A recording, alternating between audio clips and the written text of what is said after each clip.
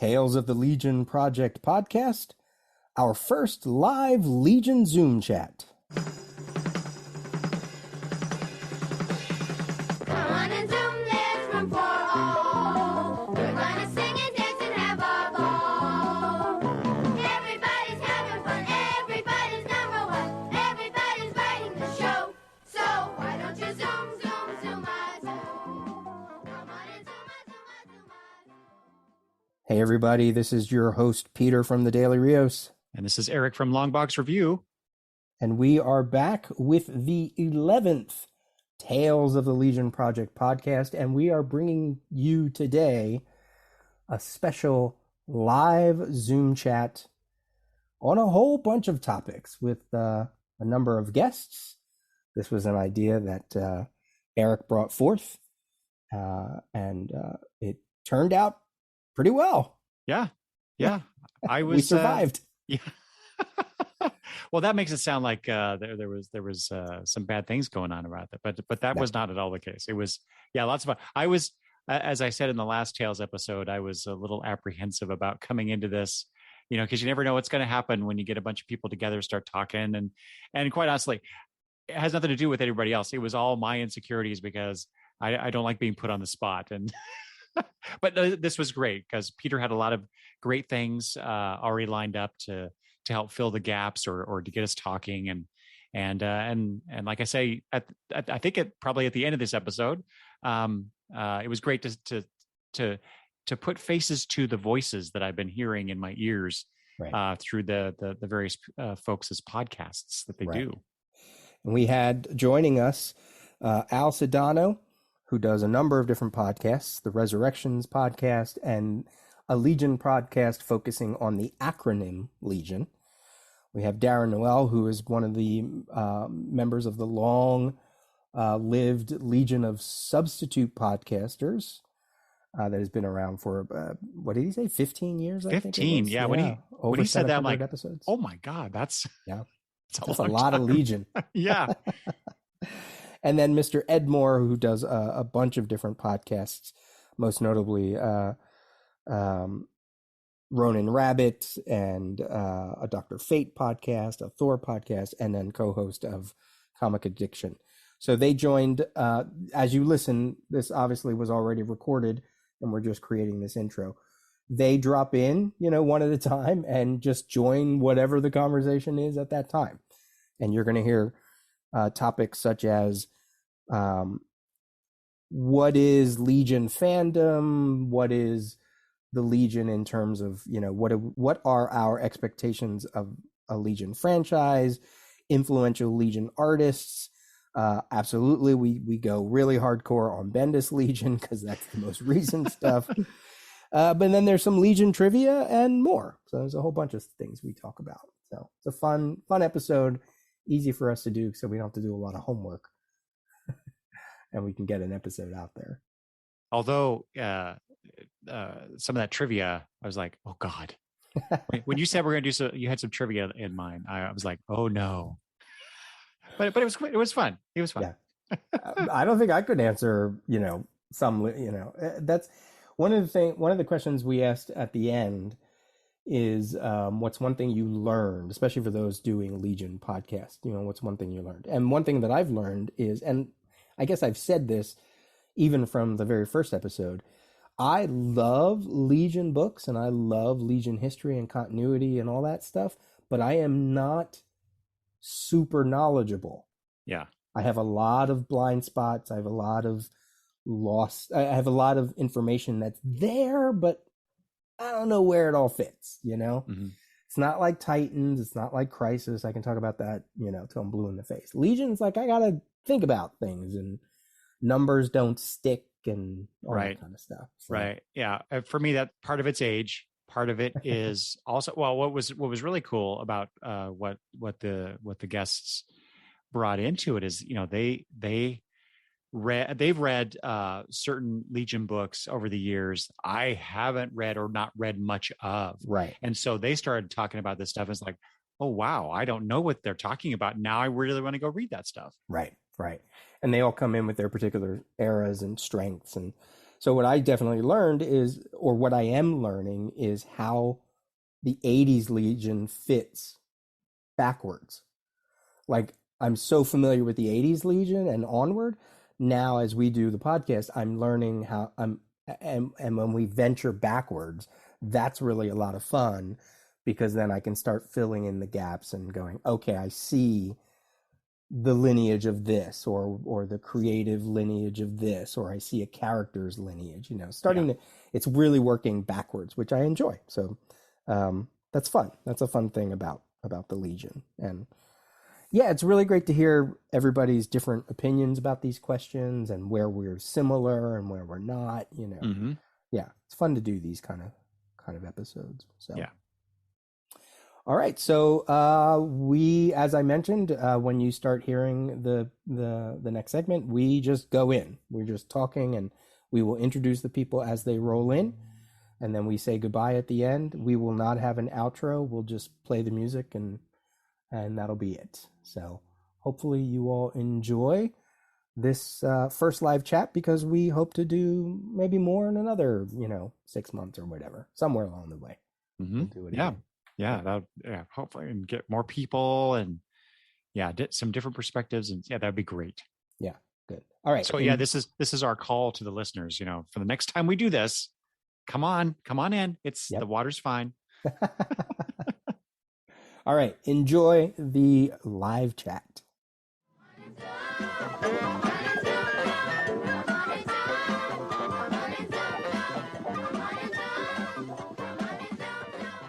It'll be interesting to hear what other people might have to say about the Legion, right? Because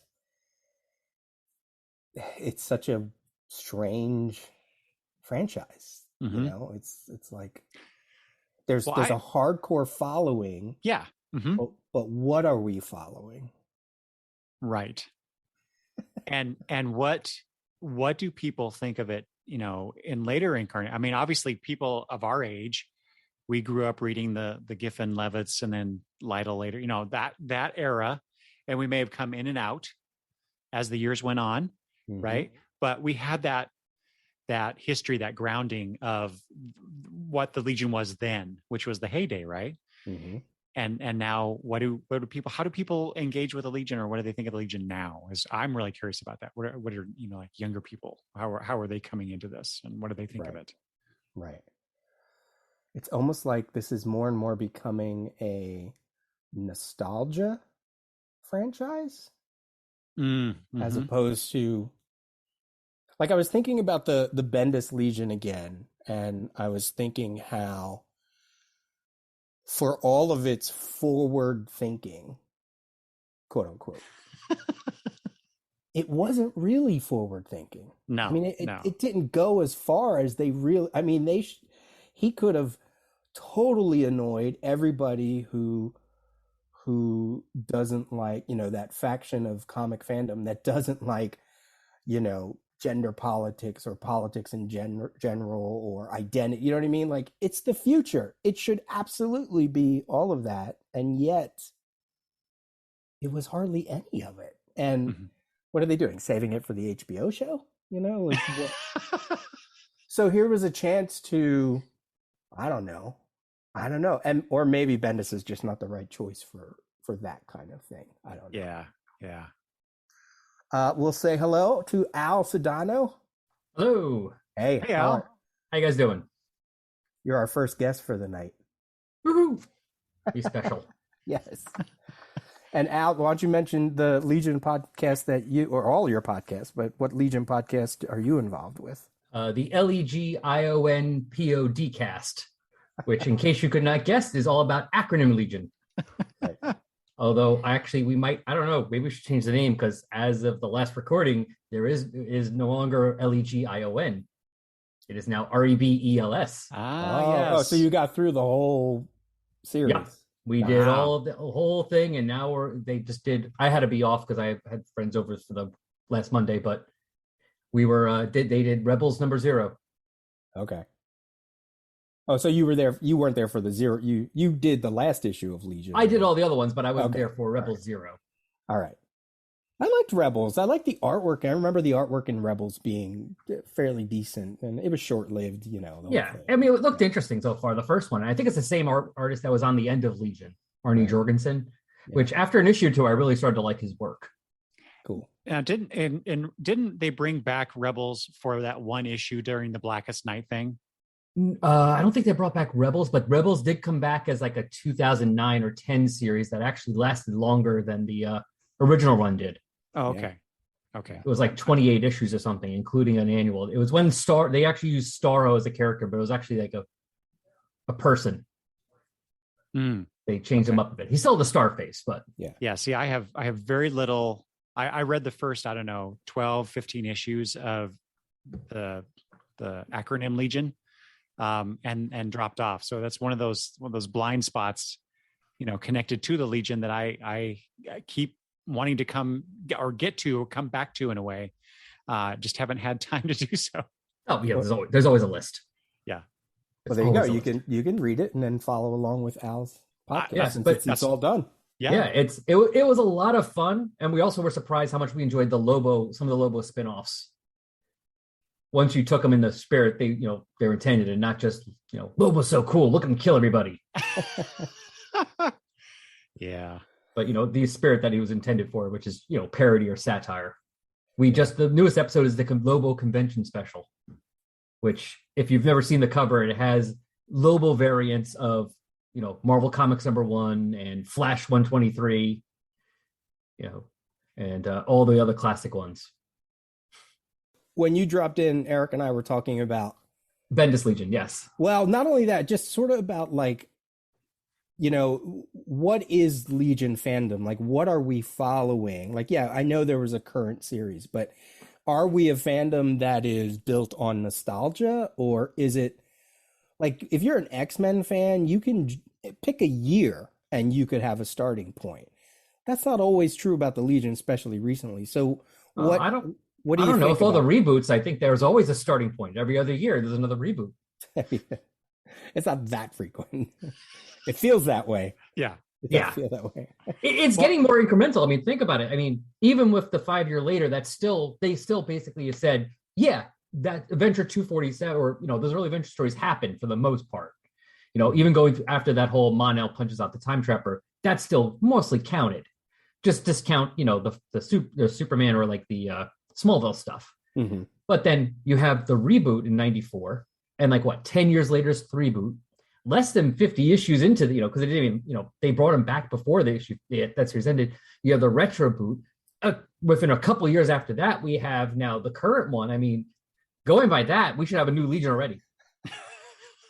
I think I said that, Eric. Didn't I say that? Like, whenever they just do a new Legion title, it should just totally be new from now on. Like, just, it doesn't matter. Whatever creative team wants to, oh, you want the Legion? Great. Come up with something totally new. We'll give you 12 issues. Mm-hmm. A year after that, somebody else wants it. Great. Give us something new. Who cares? It's like constantly going to be reinvented for the millennia, Yeah, I'm starting to think that the crises were just a really bad idea. In terms of how it impacted, how it affected the DC universe at large, or it could just be a bunch of other things involved, such as changing fandom and marketplace issues. Coming into the decisions that go into which title gets launched this year, which creative team can do these characters, et cetera, et cetera. So, Yeah. but it's really nice just to blame the crisis. Maybe there's just some franchises that aren't long, like think of nobody can recreate the success of New Teen Titans. Where Mhm. it did get recreated was the Teen Titans cartoon, right? Like that absolutely found a whole fandom, a whole generation. It's still, echoing to this day, but they have yet to be able to flip it back into the comics. So Yeah. there's a franchise that I feel like Johns and McCone sort of touched it, Mhm, right? mhm. They were trying to, but everybody's chasing that Wolfman Perez New Teen Titans. And Right, it's like, right. it's not going to happen. It's not going to happen. Well, but the hard thing about that viewpoint, Peter, though, is the Legion's been around since 56. 58, 7, 8. Yeah, but it's a long time, right? 50s, in the 50s. Either way, it's so long ago. It's close enough. Within 2 years, a year or two doesn't matter Yeah. at this yeah. point. It's always so fun. I loaded up some uh, Legion trivia, and one of them obviously is, what's the first appearance? Like, they'll know that. No, I don't even remember. 247, right? I think it is, but don't ask me the year. I don't remember what it is. But Eric, what you were saying about the crisis, I was thinking about that recently. Was, well, they said at the time they thought they couldn't do any other option but reboot it. But I think that might have been the problem for the Legion specifically. Yeah. If it wasn't rebooted and they just found some way to muddle through. I mean, to be fair, like, I did like a lot of stuff they did with the reboot, but they also could have done most of that with the Legionnaires. Maybe Legion would have been a bigger property still if it never had a reboot, and therefore it wasn't a go-to now each time was let's do it again. Yeah. That's kind of where I'm coming from too on this now, Right. reflecting on it. 35 something years later, whatever. Yeah, it's hard. It's just a franchise that you want. Obviously, we want to succeed because we're holding on to past glories, and there are many different eras that I love, or stories that I love. But when you get the ones that harken back, those are the ones that are like, and then you get the ones that are so alien or so different, then it's like, or characters that you're just like, I don't feel that, And a lot of it is all personal, right? We all want different things. I always scream for the future, at least attempting to look like the future, as opposed to, and we talked about this in the show too. I know in the Silver Age, it was the Silver Age version of the future, right? Because science fiction speculation was always so nebulous back then. It's not like they didn't really go that far, like we talked about space ice cream, space zoo, just put space in front of it. Oh, it's the future.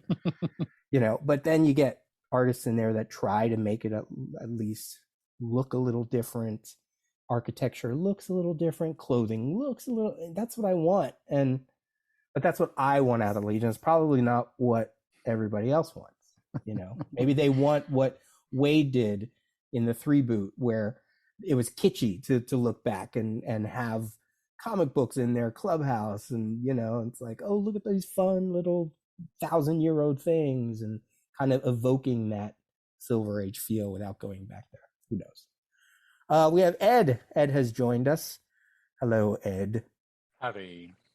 And Ed is from the Comic Addiction podcast. Plus. All it's the one I've listened to recently, so it was in my head. Yeah, I just listened to that one too. Ed, what's your Legion? Where's your Legion fandom lie? What do you like about, if at all? Maybe you're just a casual Legion. Yeah, no, I'm here to be the anti. No, probably, and I was just looking through books here to see. Probably a year, maybe 18 months before the Great Darkness saga is when I picked up my first Legion book and started reading. I've read on and off. The most recent is I guess, from what I heard you just say, is what's called the 3 boot, the Wade Kitson volume.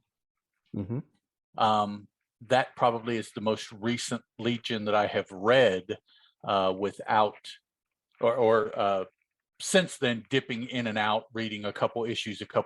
But as far as, being able to converse about what has happened, I'm out of the loop for the most part with the Legion. It's always something that I feel like you can, as we talked about, there's pick a starting point, jump in, see if you like it. If you don't, blah, that's it. Well, like, there'll be another one around the corner, as Al mentioned.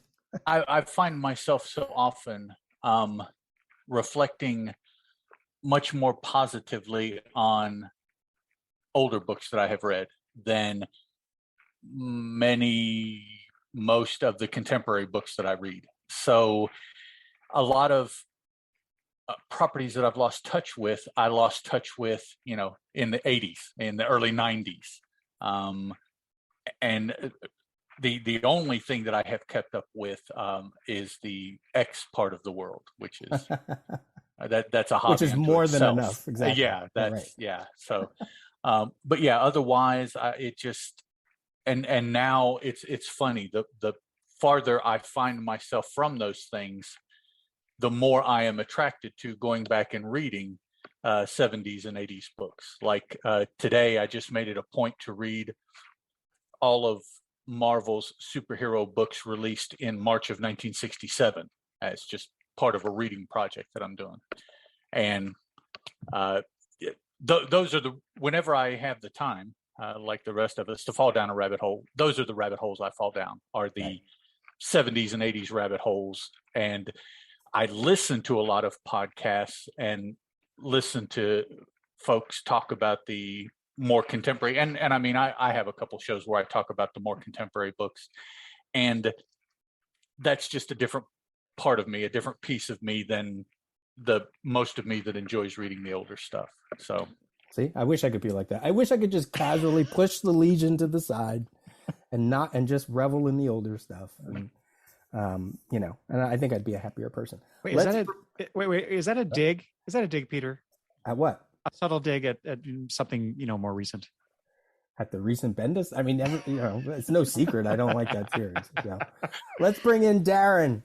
Darren is here. Look at that soft gaze in the back, the purple haze. I've got the RuPaul season 1 filter. Oh, is that what that is? Drag Race. Yeah, exactly. All right, nice. Everything's kind of fuzzy. You don't know where I am exactly. I need that. The lighting in here is very bad. Yeah, you look more like Liza Minnelli every time I see you, Peter. Oh, thanks. What's going on? Thanks.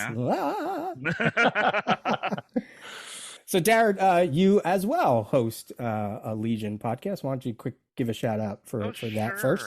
Legion of Substitute Podcasters, because we're nothing if not unprofessional.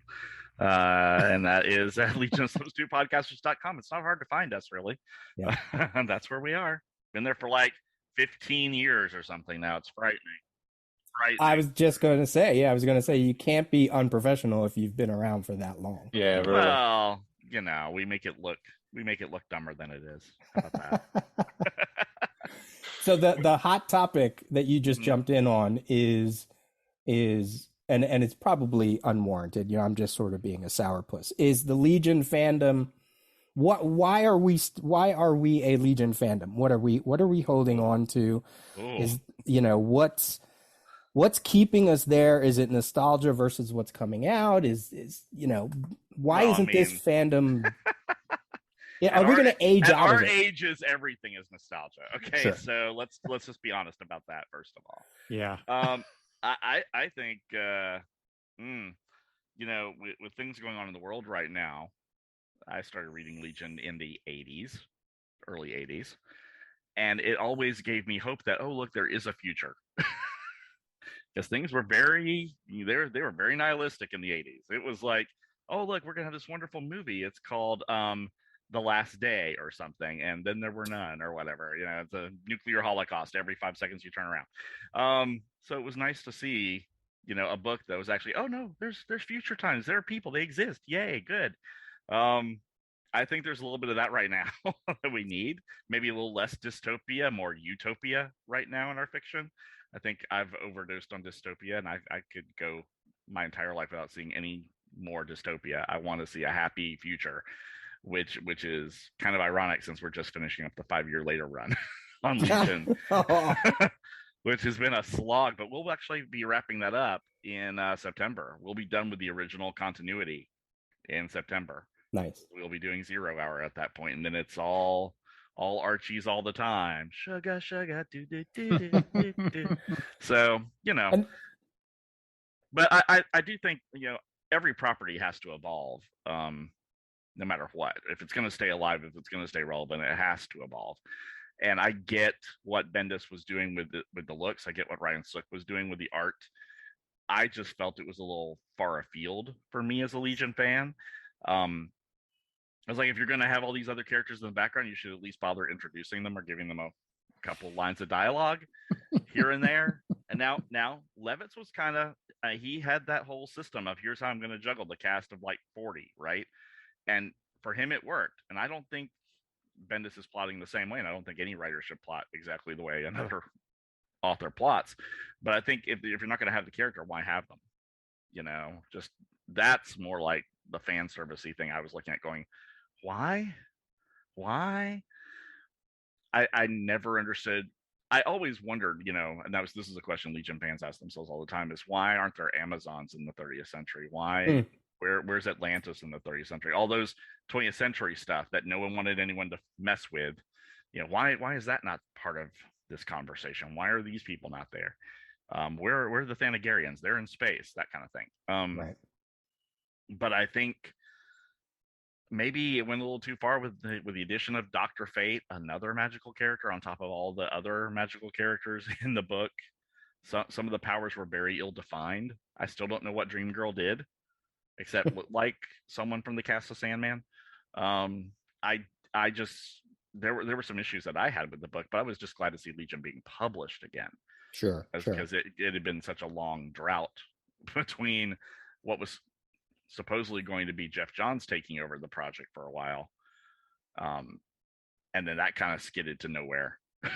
And then for years, I called them Legion breadcrumbs, like Saturn Girl and Doomsday Clock. I'm like, I'm not buying that book, DC. I'm not. I don't care. I want a Legion appearance, an actual Legion appearance that means something. Oh, she's guest starring. Yeah. And 12 issues later, it meant nothing. So I'm glad I didn't spend the money on the book. I get that they're doing this, but I'm like, no, that's not what a Legion fan wants. A Legion fan wants a book with a consistent writer artist team, which is difficult to get because that book's hard to do. Oh yeah. That's it. It was amazing to get Levitz on it for so long, and amazing to have, the artists that we had in the 80s, for so long, because those type of team ups between writers and artists, those just don't happen on comic books anymore. That is nostalgia. When you can say, oh, remember the Kirby run? Remember, no, that doesn't happen anymore. So you just have to go, those were the good old days. Let me tell you about the mission monitor board. So it's a thing. It's a problematic situation, but I think it's got a lot of potential, and I wish that they would use it. Eric, that's something you touched on a couple times in the show, like the hope, the nostalgia, the utopia nature going into the future. Do you want to? I didn't know if that, when Darren mentioned that, if that tickled your brain. Yeah, exactly. I've had a similar reaction in my fiction, comic book fiction, especially. I've noticed there's so much dystopian stuff out there, right? And yeah, art imitates life. And we're apparently going through some really crappy existential crises, right? So we have to work through that anxiety through our dystopian fiction. But God, I live it. I don't want to read it. So please, God, Amen. give me the utopian. Give me that wonderful future that the Legion, at least promises. Even if it doesn't deliver, right? Yeah. I can imagine. Oh, go ahead, Al. Go ahead. I was gonna say, I can imagine though, actually, with things like that, it might be hard to create that because you have to get the creators then have to get themselves in that mindset of utopia when like outside's like everything's burning. Yeah, everything's on fire. Type. Everyone's let's type. Everyone's happy. It's like too much of a disconnect for them, maybe. I mean, probably. What are they going to do? Like Proteans' lives matter as a subplot? I mean, I don't know what they would do to connect with nowadays. Which is, I didn't like the fact that a couple of those a lot of the early stories that Bendis was telling hinged on Aquaman and Batman and Robin and Superboy, which the book needs a super character. Don't get me wrong. It needs the S because that boosts sales. That's just facts. But it's not like it was the old days where it was Superboy and the Legion of Superheroes, and Superboy was always on the cover and he was always part of the main story for the most part. It's just relying on the old stuff and not creating anything new. Yeah, that's when before you came in, I said, I wish, and maybe Bendis wasn't the person to do this. I wish it was more forward thinking in the representation angle. It's one thing to visually be representative, but other than maybe like the Lightning Twins family and a few other things, that part of it didn't feel as futuristic to me. It just felt like sort of skirting the issues, or just kind of being like Eric, when we talked about Wade and Kitson's first issue, there was there's one panel where Ayla, is she Light Lass at that point, right? Yeah, she's Light Lass. Where she's saying to two of her members, "Oh, I don't know why I dated you," and then in the same panel she says, "Oh, I don't know why I dated you." And I was like, that's fantastic, like that kind of just put the dialogue in, because that is absolutely how they probably would think 1,000 years from now. Where there wasn't a lot of that, and it's not that I don't think the Legion, I don't want to put that on the franchise's shoulders just because it's in the future, but I feel like visually they tried to capture a feel, a visual difference. But in the story, as you mentioned, Darren, it meant almost nothing, because we barely knew who a good half of the team was. Yeah, I went back through the book. I went back through the run. Shrinking Violet doesn't even have a line of dialogue. I was just like, I'm just curious who, and I did a little tick list. I'm like, she never speaks through the whole thing. Is that because she's small and quiet, or is it because that she was just forgotten? Maybe she's talking the whole time. Yeah, she's talking this whole time and no one can hear her because she's so quiet. I don't know. She's a Shrinking Violet. She shouldn't talk. I'm like, oh, okay. Yeah, that last run has issues, but at least it was being published. I try to take. I mean, no run is perfect, right? So you try to take, like when they turned Projectra into a snake, I was like, okay, I need a break. I need a break. I'm out. Peace. And I admit that was me being a fanboy going, nope, not for me. And I walked away. And now I'm gonna have to read it because I'm a podcaster. Should Paul's daughters take over for you at that point? Let them do it. We are grooming them now, dude. They will be taking over in 2028 or 2029, I think. Too far away. Damn. Yeah, it's too far away. I'm gonna get sucked into those snake issues at some point. Snake issues. Snacky. So, hey, Darren, what since you just said that, at least we had a book, right? At least so we had a book. Yeah, we had those 12 issues, right? So I'm kind of curious, and Peter mentioned it earlier before everybody got on, but who's reading the Justice League versus Legion book right now? I'm required to read it because I'm a podcaster. Right. Yeah, that's all that's all I have to say about it right now. I haven't been thrilled because it's very deconstructed, and I felt like those first 3 issues would have been a book from the JLA in the 80s. I can't argue that. You could have compressed that down. Let's done. But that's not the style of comic book writing. We get 22 pages of mostly art and a bunch of characters not really talking to each other about what's moving the plot forward, but then not saying anything of import at all. And you're like, you could at least put some character moments in here, somewhere, but let us know more about them, because we know practically jack crap about a lot of them. Al, what were you gonna? You look like you were gonna jump in to say something. Oh, I was gonna say, yeah, more or less. Sorry, more or less same thing. I mean, what he said about it. Although, while it's not vast, I did think, for instance, the second set of on the original run of 12 issues, 7 through 12 were a little stronger. A little. I'm not saying a lot, but a little stronger than 1 through 6. And I think he's a little stronger here than 7 through 12. Not vastly, not leaps and bounds, but I felt like I got a little bit more than I did in the 12 issues before in these 3. Yeah. I'm not, it's not a lot, but but I mean, it's improvement. Improvement is great. I'd like to see them continue to improve it. I just wish they would just say, hey, the book is going to be every 2 months. Oh, that too. Yeah. Because that's how it's being published. And it's every time it shows up on previews, and it's like, will it or won't? It's a 50-50 shot when it shows up. So but yeah. No, true. But yeah, the improvement's very slight. It's like watching the movie Summer School. It's like, yes, Chainsaw went from a 43 to a 57. He didn't learn much, but he learned something. He learned something. Get some credit for that. Yes. Can I jump in and Mhm. give you kudos for dropping Summer The School? summer man? school, I know. That is one of my all-time. I don't talk about it favorite movies, man. That is awesome. Mark Thank you for Harmon, that. Christy Thank you. Alley. Yeah. Oh great- man, that great was movie. yeah. It's always in my head when I think about slight improvement. You know, the summer school, like, you know, he went from 12 to a 25. It's still Yeah. better. It's That's better. awesome. Eric, have you read are you caught up on the Justice League Legion books? 3, I think issue 3 I read.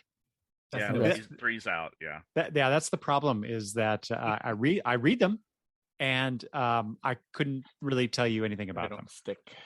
Yeah. And it's not even a memory thing. It's No, it's just like it's evaporation. It just- Yes. what is it It- akin it- to? is a vapor comic. Is Yeah. that what you're saying, Peter? That's okay. it's like eating cotton candy. It's like the Yeah, it's raccoon. like- And The it- raccoon it drops was- the cotton It candy in was the on water. your and it's like- palate, and then it's Yep, nothing, it's and gone. you're like, Yeah. It what evaporates. happened there? I will give it credit so far for the fact that the Great Darkness does not seem to be Dark Side. Yeah, I was Hmm. worried. So at about least they're that. That's not true. just recopying and doing the same Great Darkness, which I think you said, Peter, on the episode about the 7 through 12. They haven't earned it because it's not. No, They haven't. just started. So at least they're not doing that. It's not Mhm. the Great Darkness. It's just, you know, a Great It's Darkness. a great darkness. So, Now here, let me throw this out to the group, and we're for anyone. This isn't live, so I don't know why I'm saying that. I'll cut that. yeah. This is all there is, man. I'm forgetting myself where It's I all, am. Right. So, all you got to work with. Yeah. Okay. Sorry. so Murray, I'm hoping he listens. Messaged me about the. I should really pull it up about what we had to say or what I had to say about Bendis Legion, and emphatically says, and I love the feedback, that Murray would rather have had what we had as opposed to Hickman doing a Legion book, almost to the point of, I'm going to not say it correctly, something to the effect of Hickman would have been too cold, no characterization or something like that. And, you know, regardless of what we got for Bendis over Hickman any day in Murray's book. What do we think about that?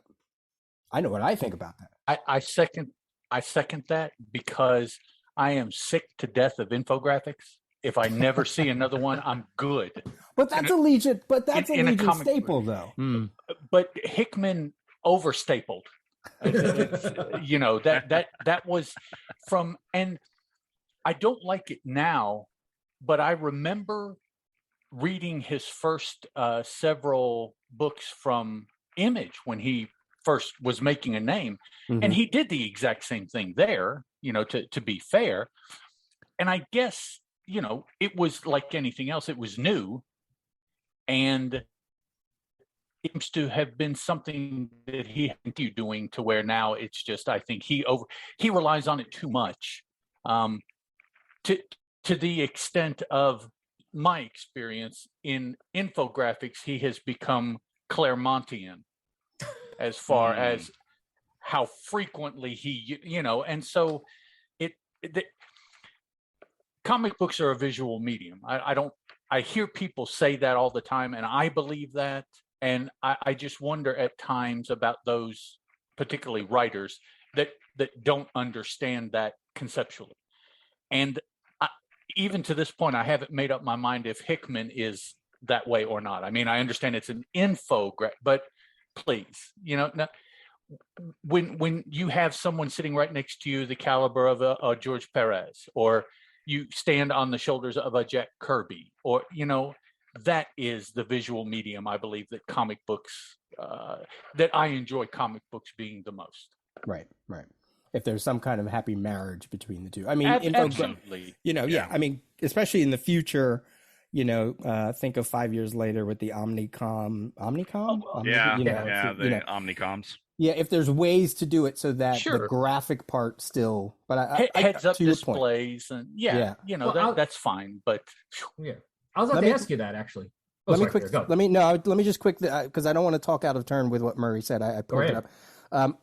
Murray finishes by saying, "Granted, Bendis swings too far in the all character, no plot direction, and he says because he said Hickman was no character. Let's see, would be too clinical, cold, all plot, no characterization. Granted, Bendis swings the other way, but I'll take that over a Hickman any day. Okay, I just wanted to make sure that was also in that conversation. All right, Al, go ahead. No, Ed, I was going to ask you, and I guess you kind of just answered it. If he had somebody, if whoever was doing the art, instead of just being the, like I'm thinking of House of X, Powers of X, where it was just white page and text. If the artist, he let the artist go, here's what I'm writing about. Here's your space. Go nuts and do some kind of visual representation. Would you have been fine with it then? Yes, If absolutely. they did more, okay. Yeah. So if they were able to do something like that, because Peter, I was thinking of some of the pages from History of the Marvel Universe, where some of them were like, it wasn't just panel by panel, but like some of the pages where it was like the whole page was like one image with several different ones, like the way Rodriguez did like that. I'm thinking of something like that. Like maybe if they could have done some like infographics like that, might, it fits more the medium. It's the words and the pictures. Sure. Or even in the 80s when, like Chaykin and Miller and Giffen and what other artist, where they would dump that kind of stuff through newscasters or somebody looking at a TV or like there's visual ways to do that. Yeah, absolutely. Any number of ways rather than just 3,500 words of text in your novella. I'm exposition lad. Yeah, that's So would anybody have liked a Hickman? It's kind of unfair to say because we've already had a Bendis. No. So it's like you compare it, like we're comparing it. Like if I had no idea that Bendis did what he did, maybe it would have been. Yeah, and for all we know, we could have been saying, "Oh God, why couldn't Bendis do this?" I don't know if I would have done that. I don't think so. Well, it depends how to you your like. point. Depends how you thought about it. But yeah. Yep, sure. I would have liked to see that. Go ahead, Eric. I no disrespect to, you said Murray, is that his name? Yeah. I totally disagree. I think I don't see Hickman's work quite the same way. I was thinking of his latest series that I read, Decorum, with Mike Huddleston. Can't remember exactly how it's pronounced or how it's spelled, but there were characters that only appeared on essentially a few pages out of that eight issue series that I felt had more characterization than the entire run of the 12 issues that we got of Bendis, the Bendis Legion. So point taken though with you guys, I agree somewhat regarding the infographics, but coming from a university MFA program, I saw a lot of that kind of stuff, and I guess I was okay with it. I think I would have liked it just because I think Hickman would have tried to push the future aspect of it. I mean, he certainly did that with the X-Men, tried to try to at least move the status quo, even if that doesn't necessarily mean futurism. Like, move the status quo, move your characters. And I think he wanted to do a Legion book, which is, who said that it's very hard? One of you said it's very hard to write this franchise. Oh, me. Yeah. Heck yeah. Yeah. Like I feel like when you get a writer who actually wants to, not just thinks that they're like, oh yeah, I'll write a Legion book. Like I feel has to want it. They have to want it. And he grew up on reading some Legion comics. I feel like, okay, I would have liked to have at least seen the opportunity. Give him a special. Give him a special with Bendis characters and see what happens. I'd be into that. Yeah. Yes. And see what happens. Yeah. Give him an annual to do. Yeah. Give him a one-shot annual and let's see what he would have given us.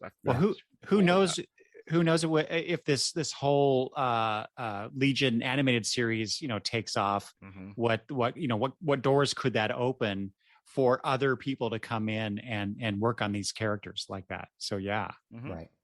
If they're stuck with the Bendis versions or fake, and I mean, there's a franchise. I know this is going to make you all groan, but there's a franchise that could easily swim in the whole multiverse craze that is going on right now. I mean, you could just pick an era. Well, pick a comic book property. They can all do that, really. Yeah. I mean, I love it personally. Remember in '85 when multiverses were just too complicated, no one would understand them ever again. Remember that? I remember when Quesada was like, No, I don't believe our I universe don't will believe never. in multiverses. I don't believe in crises, and I don't believe in all that stuff. What we is- believe in is profit. Those words always. They all come back believe to in me. that. Totally. Totally. Yeah. Is that what drove him away? Maybe. Here's some Legion trivia. Let me throw out some Legion trivia, and this is come on. I'm speaking to Come on. Come on. None of this is hard. Let's do it this way. We'll start with Eric.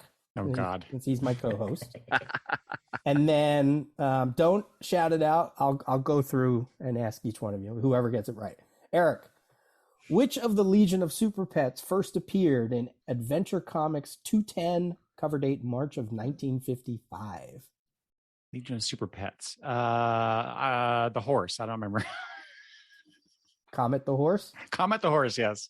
That is incorrect. Al, do you Yeah. want to pick? All You're right, the next one. I'll go with the gimme. Crypto. It was Crypto. Oh, Absolutely. duh. Yes. Yeah. Let's start with Ed. You want one? Sure. Let's keep with the Super Pets theme. Which of the Super Pets first appeared in Action Comics 261, cover date February of 1960? I'll go with the horse. That's not correct. Comets. Everybody fan of Comet. Darren, do you know that one? I think it's Streaky. It is Streaky. That is correct. And one more. Let's go back to Eric. I think this is correct. Which Legion couple, pre-crisis, Comet and who? which couple, without like retcons and all that kind of stuff, was the first to marry? Oh boy. First to marry. I'm I gonna. hope this is correct. You mean really marry or one of those fake marriages? that No, they- like it on the page. I mean, they're all fake. How dare you, sir? This is all real to me. Oh boy, I'm gonna get this wrong too. I'm gonna say a bouncing boy and duo damsel. That's correct. Ah, According to my notes, that is correct. Does anybody not? I think that's right. Would have been my guess. There were some stories where Superman went further into the future and saw the Legionnaires Oh, like right. in their 30s, and they got married, but that happened long before that marriage Sure. occurred. Yeah. So yeah. I know you got to put all those qualifiers, right? Yeah, like totally. Pre-crisis in real time, Time not, travel is a bitch. Okay? not an adult Legion story. Exactly. Well, we actually see them get married, not just find out, oh yeah, they're married. Oh yeah, they're Right. married now. Yeah. Mm, mhm. Supergirl's secret marriage to that alien that we didn't Mm. find out till. After she Yeah. died. Yeah, right. Yeah, right. We got plenty of Supergirls. It's fine. It's fine. Okay, let's go to another topic. I'll throw this out to everybody. You can't say Giffen. You can't say Lytle. Oh, I wish I could remember which Silver Age artist should I not, like maybe John Ford or something like that. Give me a Legion artist that you think has been really influential to the Legion, or if you don't want to think that deeply, which one do you think is one of the more underrated Legion artists in your particular reading? Pick a decade, I don't care. Sprouse. Sprouse? Chris Sprouse? Sorry, go on. Al, you want to talk about Chris Sprouse a little more? Well, here's the thing. He was the artist initially on Legionnaires, which was the SW6 clone time version, whatever the hell they end up being. I don't know. Doesn't matter. No one knows. No one knows. No one knows. But he was doing that, and you can kind of view that as like a minor offshoot. I mean, it really was only those 17, 18 issues. The last two were part of the crossover. And yet when they do the reboot, which I don't think he was part of at all, that's where all the costumes came from. Oh, totally. Yeah. So when they revamped the first big reboot of the Legion, it's all his stuff. That's all. The way he designed them is how they looked for the next decade. So I would think that would be definitely a big influence. Mhm. He was one of those artists that like, I think the Legion always has a tradition of having an artist every generation that is this is totally, for lack of a better word, cartoony in its style, or soft, or light, or whimsical is always a word I tend to use. And I think of people like Steve Lytle, even though Steve Lytle was way more than that. Chris Sprouse was one. Certainly the Moys were that way. I loved Chris Sprouse. I loved he also had very interesting, he played with the 9-panel grid well. He played with the future designs well. His artwork was consistent. Characters looked different. Especially when you have a big cast of characters like that, like you need them to look different, not just in the costume, but in the faces as well. Yeah, distinctive. Yeah. Yeah. Chris Sprouse, that's a great choice. Yeah. Are we talking about personal preference or personal experience, or are we talking what we think of, in historical perspective, I guess? Whichever one hurts your brain less. Okay. Yeah. Okay. Because my, when I first got into Legion, and it was really the getting into the buying the back issue, finding and buying those back issues. So, I came into Legion when it was still Superboy in the Legion I wrote this down because I can't remember numbers anymore, 254. Mm-hmm.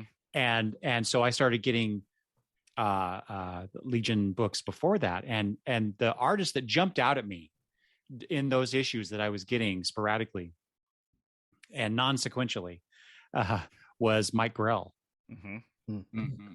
And, because that was all at the very beginning of my comic book reading. I'm reading George Perez and really I got or saw some things with Neil Adams, and so Mike Grell was an instant had an instant recognizability, I guess, for me. And so that artist really, I thought he was a really good fit for the team, I guess.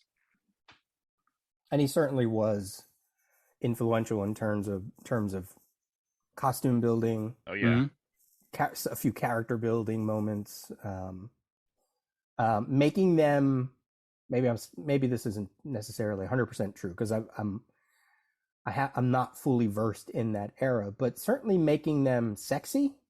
Oh, totally. Right? Like way different than the Disco Legion has its name for a reason. a lot of it just feels like, even though I don't even know if this is the case, but it just feels like a lot of chest hair and a lot of sideburns, cutouts. Yeah, shorts. Yeah. Duo damsel's a married woman. Oh, I want 4 cutouts on the side of my costumes. Right. Boots, please. Oh yes, the cutouts. Where do you find that? Hookers Are Us. Where do you find those boots? And Saturn Girl in a bikini. What? Mm-hmm. Right. What?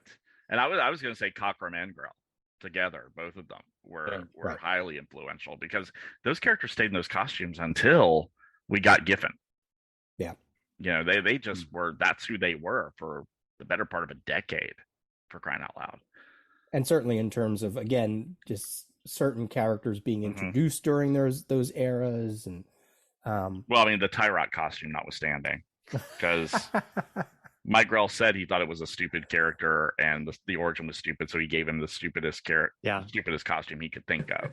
So, but still, it stuck to his aesthetic. Tons of cutouts. It's a thing. It's a look. Yeah.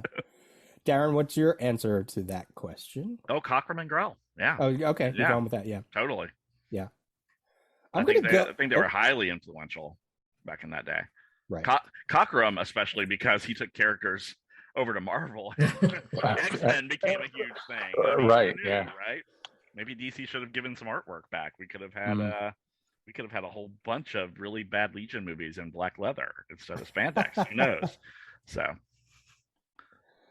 I have I really liked, and they weren't on the book for long. I'm checking out the issues. I really liked Pearson in the 5 years later. Jason Pearson, yeah. His Yeah. stuff was good. mhm. I just something about it still was very comic book oriented. It didn't skew towards reality or anything, but wasn't quite the Chris Sprouse or Colleen Duran level either. It just, there was something kinetic about it. There was something very characters move. You know what Image, and I'm trying to find out if that was one of the issues that Jason worked on. Yes, the battle between Bounty and who's the other character? Sade. Sade, yeah. She's a smooth operator, baby. Yeah. And just the motion. Like I can Mhm. still see panels in that, and I haven't read that issue probably in decades, Mhm. So that would be one that's, I feel like I don't know, maybe they brought him in as a sort of like a temporary fill-in, but he's stuck and it worked, and maybe he was fast. I don't know. It was just something about it just was great for early 90s Legion artwork. And if people are fans of like Olivier Coipel later, they kind of live in the same world a little bit with anatomy and their line work and, a little bit.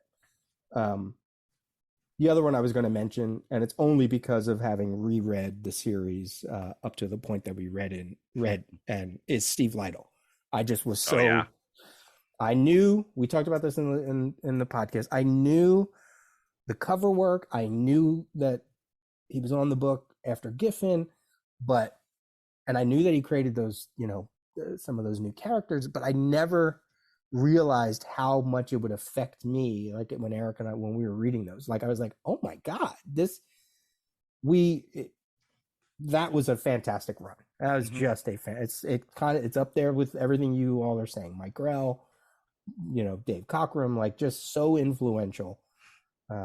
Yeah, just really great. Really He followed in Grell's footsteps because Grell's first Legion book was when he killed off Invisible Kid. No. And Lytle's first book was when they killed off Karate Kid. So there you go. It's kind of Grand a Legion tradition. Weird trivia there. I love that. Yeah. Speaking of Lytle, that has been one of the joys, Peter, of doing the Legion project is for me that discovery of Lytle and his work in the book has just been eye-opening for sure, but just so delightful to discover this thing that has been sitting in my long boxes for years waiting for me to get to, and then we get together to do this. It's like, oh my God, this is so good. Yeah, good. Fun question. Does anybody have anything they want to shout out about the Legion or talk about the Legion? Let's open it up to you all. Are you all Legion talked out because of your own podcast? Always. Something, Peter, that's been running through my head since you mentioned something about representation.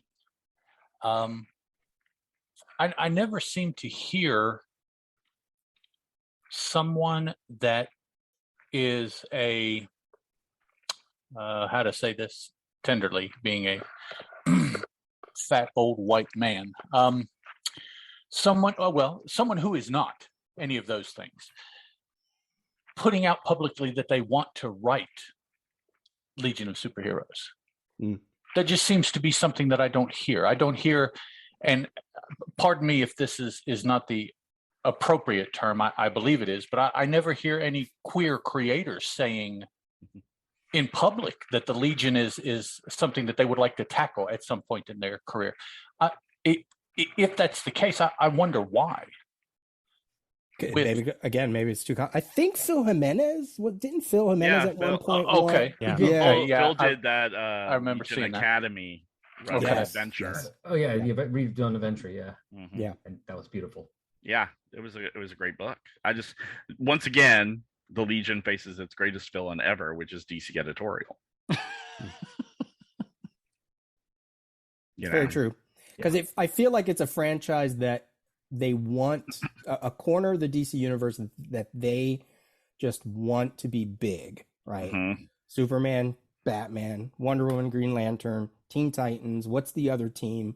It's got to be the Legion, right? Like I feel like they're, again, chasing that, whatever that is. So you're right. They probably are very sensitive to making sure that it's steerable, making sure that they can have their hands in it, especially now that this HBO series is coming out. I did see a Black creator on Twitter say that they would love to write Legion, and I'm going to try to look it up because I don't know if I've read any of their works, but yeah. Well, Why and not? and Go ahead. you know, I come from the X side of the world, which is that seems to be the magnet for and again, I apologize if this is not the appropriate term, but queer creators, and not only that, but they are. I mean, they are becoming more and more involved with the X universe all the time. And as far as entry, I would think the X universe would have to have as difficult an entry as any Legion universe you could come up with. So It might be because the X-Men push their narratives in ways that the Legion doesn't really. okay, I mean, it okay, skirts. You know what I mean? I could see that. Yeah. Yeah. So Ed, you have permission to use the word queer as Okay. a gay man. Okay. That Thank is you. a correct word to use. Don't worry about it. Some people Okay. still think it's old school offensive, but I think we've taken that word back as a community because the LGBTQIA plus, that's too much. It's too much. Just call it queer. Okay. Good. Okay. Cool. Thank you for Everyone that. knows what that word means, so we're all good. I think X-Men being kind of the analogy to Legion in DC, you know, because they have the Guardians of the Shi'ar Empire, which are nothing but Legion analogs. Right. The X-Men's whole ethos lends itself to stories about queerdom and otherness and racism and all that other stuff. That's kind of baked into their whole, mission statement, if you would. Legion, I liked what was happening with the whole xenophobia thing that got set up in the Archies, where there's this group that are all about humans and human superiority, because that's what they kind of did with Andromeda for a bit. The white triangle stuff. The white triangle, yeah. And then that kind of got dropped in favor of an ageism difference in the 3 boot, where it was all, eat it, grandpa, we're the young generation, we're going to take over, rah, rah, rah. Cool, different, but cool. I think Johns was trying to bring that xenophobia thing back in that Superman Legion story, where Earthman was taking over and Earth is for humans and blah, blah, blah, that kind of thing. And I think that's kind of the direction it needs to go, because that would key in with people now, to see all the different races coming from all over the galaxy to come together to fight, basically xenophobia, which we can equate as racism here. I remember when Bendis's Legion came out and Sook's designs came out, and there was all kinds of gnashing of the teeth about, why did you change everybody's skin color? Blah, blah, blah. It's like, well, the skin color has nothing to do with who they are. I mean, these are different characters in a different continuity on a different Earth. You need to unplug your head. But I mean, if you've ever seen the Legion showcases back in the day, I could give those as a coloring book and say, no, that guy's supposed to be the green one, because they all look like the same face back in the ancient days, right? Yeah. The only difference is, okay, that guy's got antenna, so he's orange. The smart one's green. Everybody else is white. That's just the way it was. I mean, I think we have a lot of work to do on that still. I still get people going, oh my God, another queer story, another queer character, another queer book, blah, blah, blah. And I'm like, no one ever says that when it's a straight character.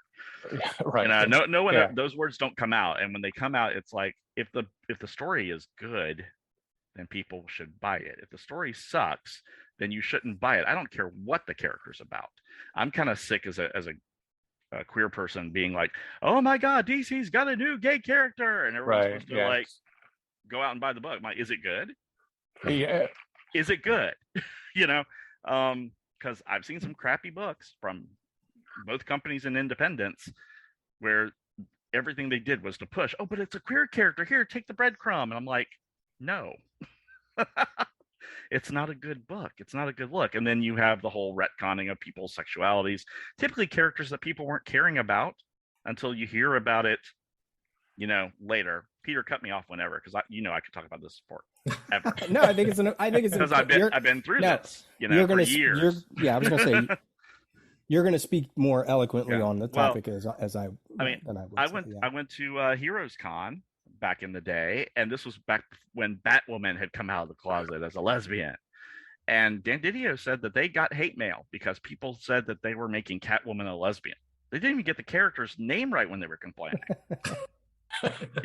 So I look at that, and every time I hear it, it's like, I'm never buying a comic book again. I'm like, really? Is this the thing? Is this the book? Because North Star was out in the 90s.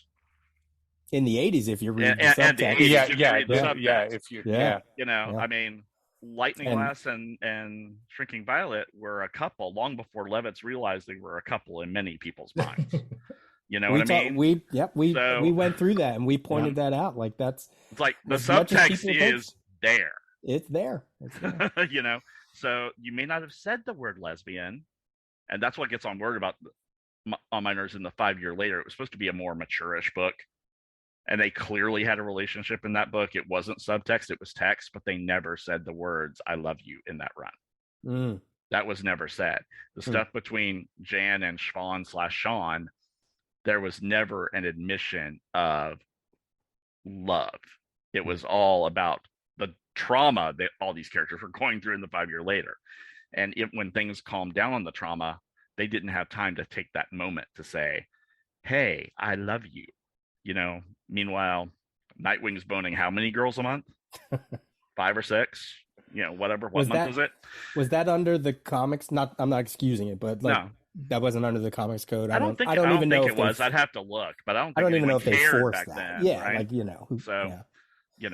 I found the creator. I don't know if any of you know Ray Anthony Height. Oh yes, okay. Yes. I know the name. Star Wars Dr. Aphra, X-Men Blue, Moon Girl, Devil Dinosaur, A Story in Truth and Justice, and creator of Midnight Tiger. Wrote on Twitter, I would absolutely kick ass on a Legion of Superheroes story. Just saying. Yeah, I saw that too, Peter. And as soon as you were talking about this creator, I'm like, it's that one, but I could not remember his name. So yeah, I remember seeing that as well. Yeah, give it to him. Let's give him a crack at it. At this point, I don't care who they give the job to. Just give it to somebody who wants to tell these stories. And yeah, like you were saying, Darren, give them a one shot. Give them a mini. Just give me something. Mm-hmm. Well, as long as it's guest starring Batman, they'll do it. Oh God. Well, wait. One of you said earlier something about you got to have the S. You got to have Superman. You there, do, right? Yeah. But if we're gonna go by what sells, why isn't the Legion inspired by Batman? Inspired by the sales of Batman. Don't give him the idea. Don't give him that idea. Oh, it's already there. When Robin appeared in issue 3, people were like, "Oh my God, Robin's a member of the Legion." I'm like, "Did you read the book?" Yeah. Did you read? No, you didn't read the book because he's not a member. Stop it. So now it's a joke on our show. Yeah, Robin's always been a Legionnaire and always will be in every continuity. We know this. It's been said. Bendis said it, so obviously it's true. Yeah. All right. Let's go. Let's do some more trivia here. We'll start with Al, because Eric, you answered the last one, I think. So, Al, what symbol is mostly used for Karate Kid on the Legion mission monitor board? A gravestone. Stop. Oh. That's wrong. That was funny. But oh, so right. Oh, I can't. Oh, wasn't it like a yin yang symbol? Yes, it was. Oh, It was. Yes, it was. Al, you got 2 so far. Ed,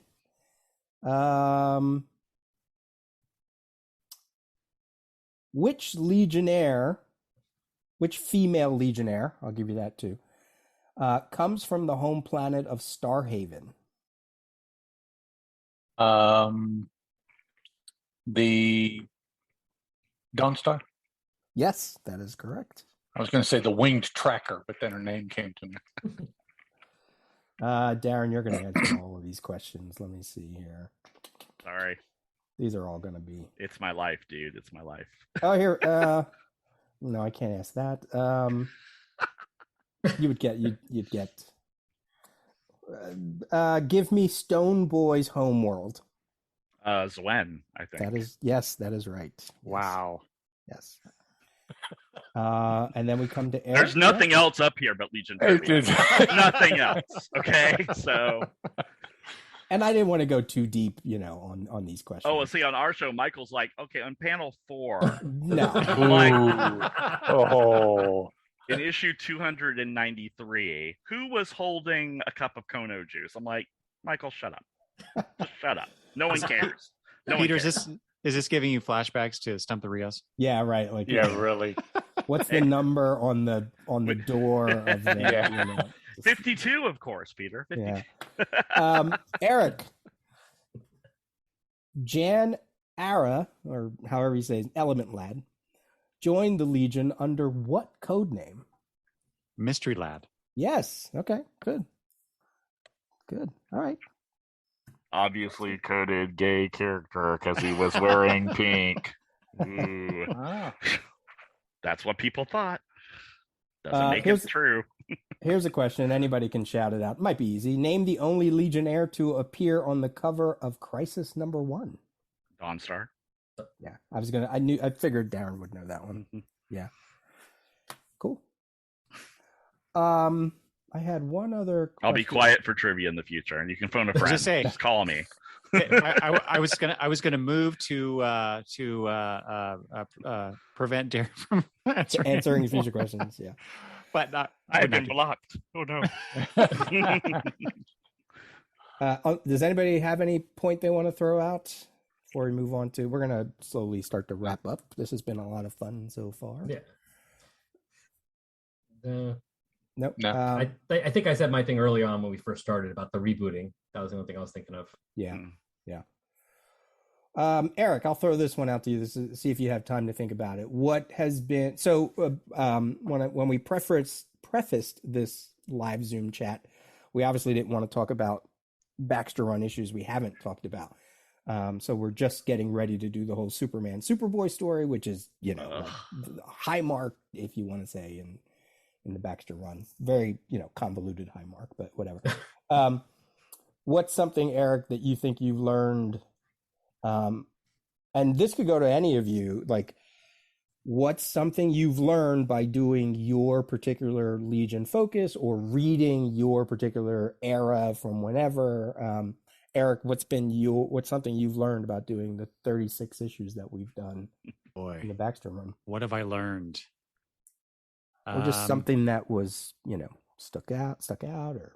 Well, at the risk of sounding or repeating myself, how strong the characters of Saturn Girl and Dream Girl have been in this run, and how much little tidbits that Levitz and Lytle and Giffen and LaRoque have given us over these years to suggest how much more these characters could be or could become, or at least enticing me to want to see or have more page time. So just the development of their characters. Yeah, especially coming from the stuff that I'd read before, where quite honestly, a lot of the female characters were background characters for a lot of the stories, right? Or they were the girlfriend, and that kind of stuff. And I love seeing these other characters take more of a forward approach in the stories and driving the narrative forward more so than some of the male characters. And anybody who's listened to the show knows how much I love Ultra Boy, and he seems to be more in the background a lot. He's doing stuff, but nothing's really central to him. And I'm okay with that. I like that we're getting these other characters finally being pushed forward a little bit in front of our faces and doing some really incredible things. Cool. Great. Al, you have any thoughts about, your Legion, your acronym Legion run, something Yes. that you took away from the reread of it? Whatever version of the Legion you're reading, however much jerky they make Brainiac 5, he is nowhere near as much of a dick as he could be. Because my God, is Real Doc's such a manipulative friggin' bastard, and he's still a good guy, so to speak. He's better than his son, at least. His son, who looks, in the last few issues of the series, looks like I had said on the show, looks like baby Trump. Oh yeah. Oh yeah.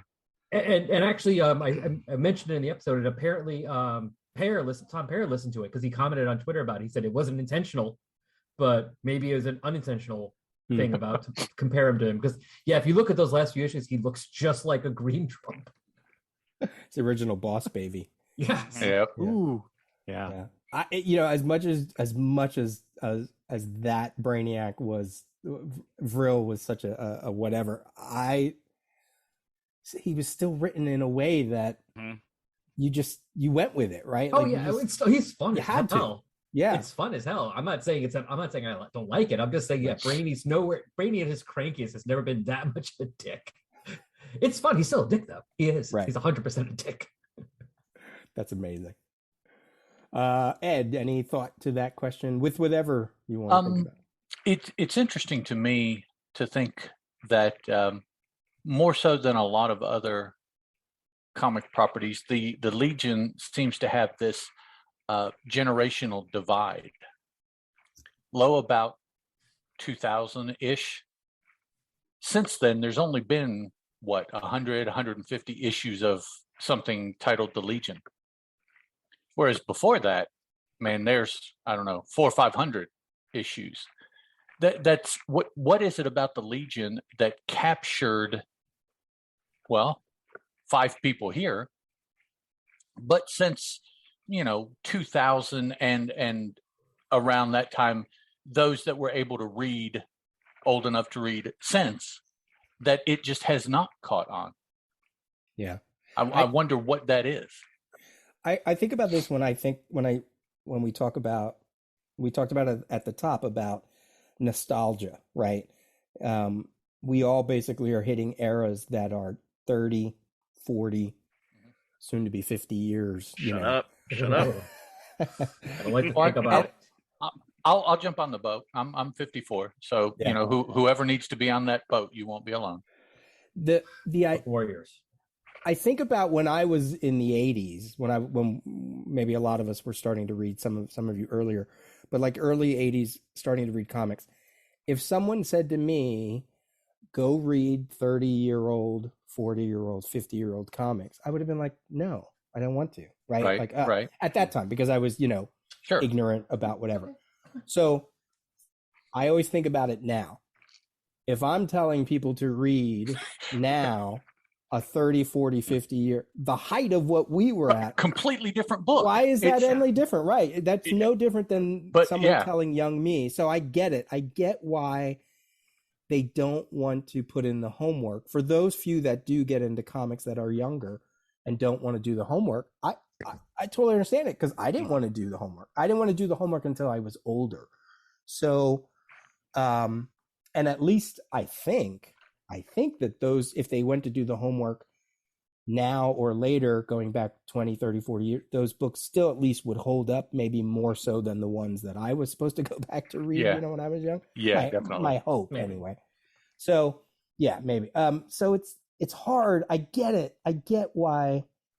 And as podcasters, as we all are, that's the dilemma that sometimes I think about too, is about swimming too much in nostalgia when people really just want to hear you talk about current stuff, Right. and it's hard because maybe it's the dystopia utopia. We're going all the way back. Maybe it's that, it's like the comfort food, right? I want the Oh, yeah. comfort, Mhm.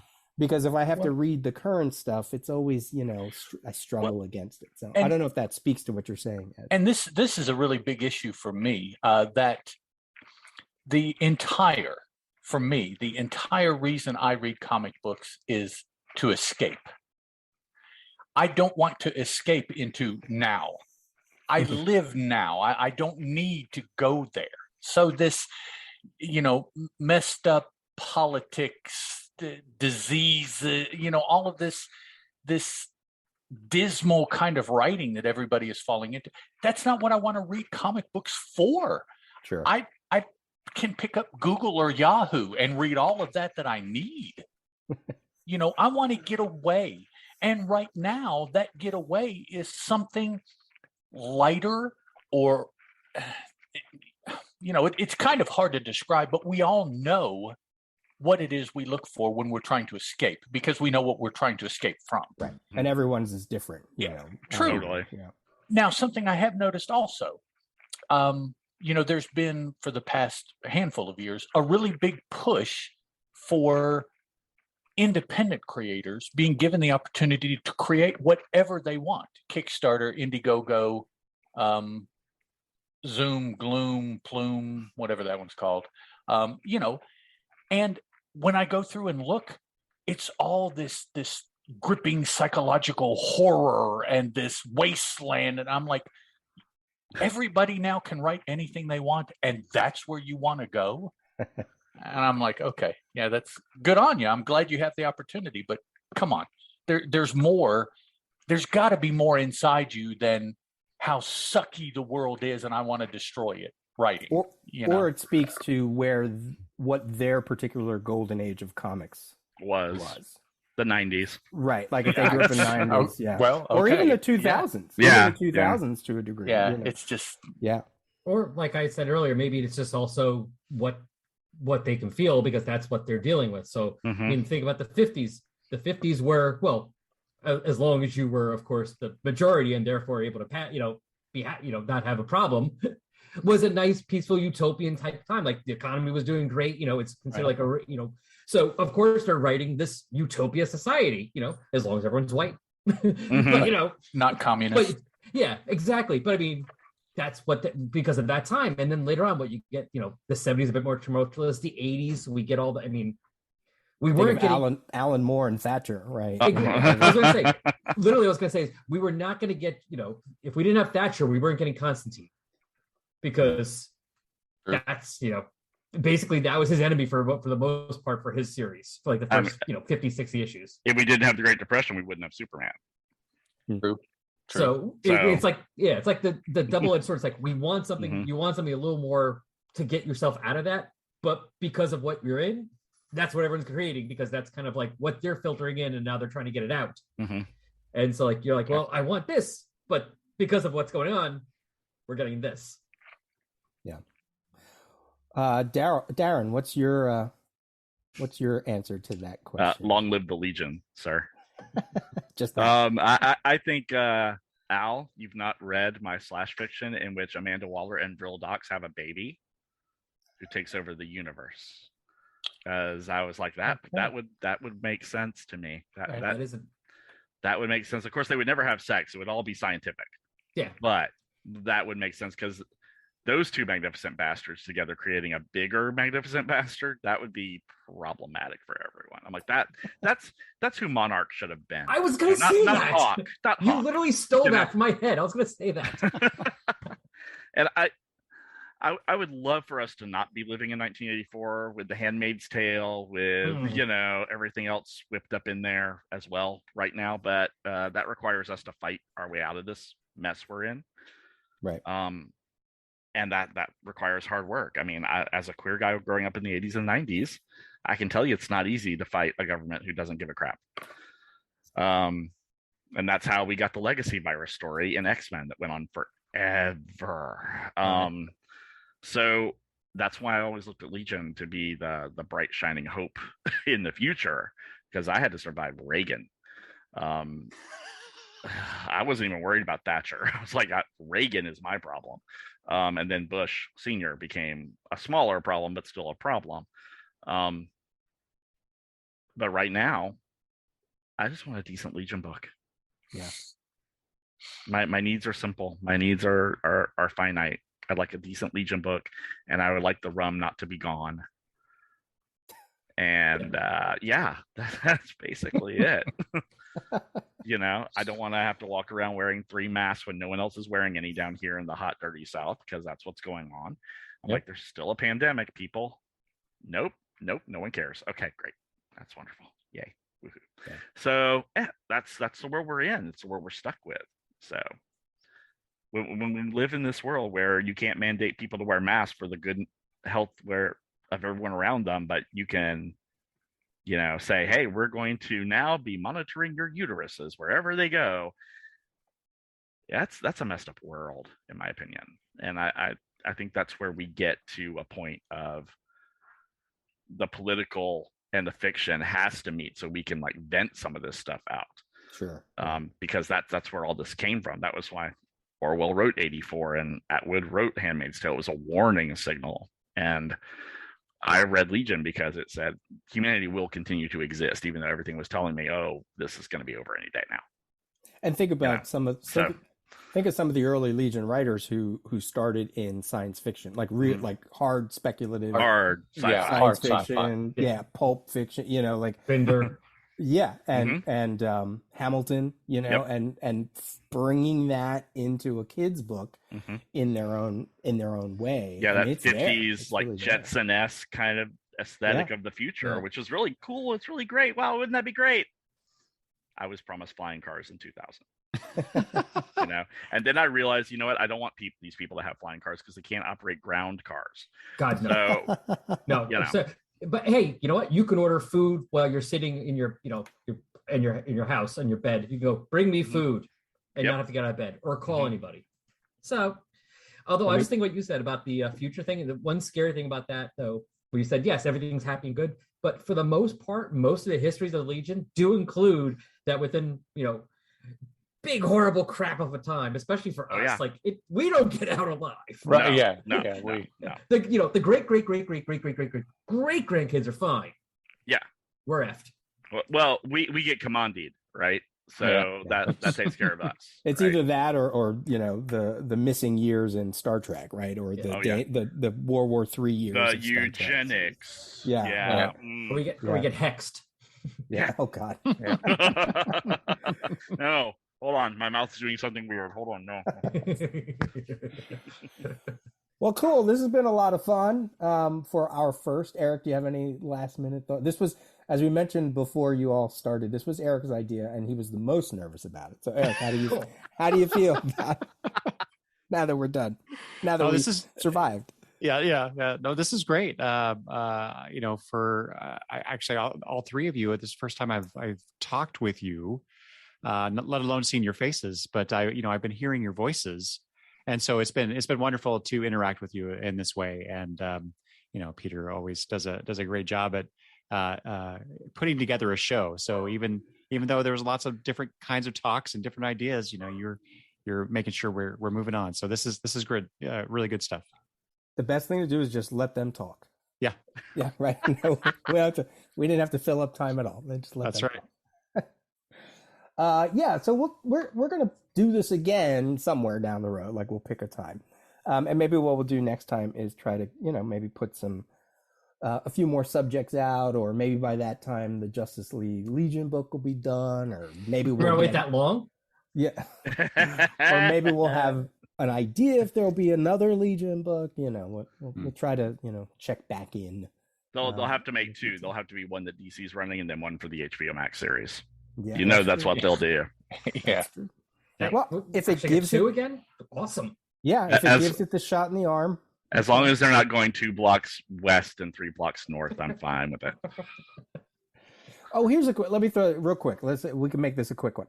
Why doesn't we know that Marvel has the Imperial Guard, the Legion analogs? We know that they have sometimes Guardians of the Galaxy in the future and all that. But why do you think they don't play necessarily in the future? Why don't they have a Legion franchise? Because they see how badly DC screws it up. I mean, the companies love to rip on each other, and yet here's a property that they stay away from. Well, the Shi'ar Guard's in the present, correct? They're in the 21st century, so that's one reason. I think that'd be a great opportunity for them to do a miniseries. Set in the future. Call it the Shi'ar Legion. They've already kind of winked and nodded with the X-Men books now that they have a book called Legionnaires, which is Nightcrawler's team, which is another joke on Cockrum. The Legion of X one? Yeah, the Legion of X. I didn't realize that. There's Legion's team, but Nightcrawler's team is called the Legionnaires within the X books. Interesting. They're not putting it on a cover, but it's there. It's on the page. And since Nightcrawler was supposed to be one of those characters that Cockrum was going to introduce into the Legion, it's like, and that's how we got Gates, kids. So I like Gates. I love awesome. Gates, but I'm just saying, a Nightcrawler who teleports. Really? Oh, You can't put one and one together here. I think it's an opportunity for them. I just don't know why they're not doing it, I except mean, 'cause that they have their mouse overlords now ruling over all. So, there's that. Yeah, I mean, they had Marvel 2099. That's a future, but then they had that. What was it? Cyberspace. It was that Marvel UK Cyberspace 3000. Cyber something. Yeah, Cyberspace 3000. I think it is. Something like that. I have an issue of it somewhere because there's an Adam Warlock cameo that I have to do at some point. But it had a glow in the dark cover, so of course I got the first one. Of course you did. Yeah. Yeah, so there's a miss there. They don't necessarily want to dig into a certain franchise if they're not ripping off from another company, even though they always seem to do. So it's like, why are they really shying away from that? That's you mean amazing. Identity Disc right next to Identity Crisis on the that was funny. Yeah. All right. Cool. Well, this has been fun. I hope you all had fun. Thank you for joining us. I appreciate you. Yeah, Thank you. Yeah, it was your fun. Saturday night. it was a good time. Good. Short and sweet. I will let you go, and we will see each other, on the Twitters and all that stuff. And I'll put links and all that good stuff. We know how this goes. Yeah. We're Yeah. All right. All right, gentlemen. Thank you. Thank All you, right. sir. Thanks again. Good night, everybody. Night, guys. Good Good night. night. Bye.